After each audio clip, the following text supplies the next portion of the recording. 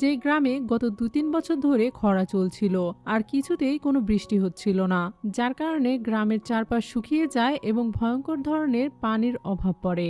এই সমস্যা থেকে বাঁচার জন্য গ্রামের সাধু একটি উপায় খুঁজে বের করে এবং 99টি বিবাহযোগ্য মেয়েকে সমুদ্রের ধারে তাদের দেবতার মূর্তির সামনে এনে দাঁড় করায় এবং প্রার্থনা করতে থাকে যাতে ড্রাগন কিং এই মেয়েগুলোর মধ্যে থেকে একজন মেয়েকে পছন্দ করে তাকে বিয়ে করে, কারণ তাদের দুজনার মিলনের ফলে যেই আধ্যাত্মিক বাচ্চাটি জন্ম নেবে সেই বাচ্চার কারণে তাদের এই খরা দূর হয়ে যাবে। অন্যদিকে আমরা ড্রাগন দেবতাকে দেখি, সে বসে বসে এসব কিছু দেখছিল এবং তার ছেলে ড্রাগন কিংকে বলে এদের মধ্যে একজন মেয়েকে বেছে নিয়ে বিয়ে করে ফেলতে, যাতে করে এই মানুষগুলোর সমস্যাগুলোর সমাধান হয়ে যায়।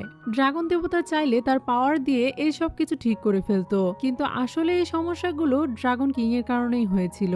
কিন্তু এদিকে ড্রাগন কিং অন্য আরেকটা মেয়েকে ভালোবেসে ফেলেছিল।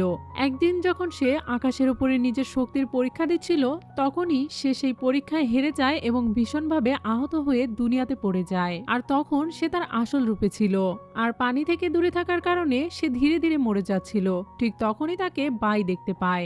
বাই তাকে আসল রূপে দেখার পরেও একটুও ভয় পায় না, বরং সে দ্রুত তার কাছে যায় এবং কোনো কিছু না ভেবেই তার জীবন বাঁচানোর জন্য তাকে পানির ভেতরে নিয়ে যায়। আর সেজন্যই ড্রাগন কিং সেই মেয়েটিকে অনেক ভালোবেসে ফেলেছিল।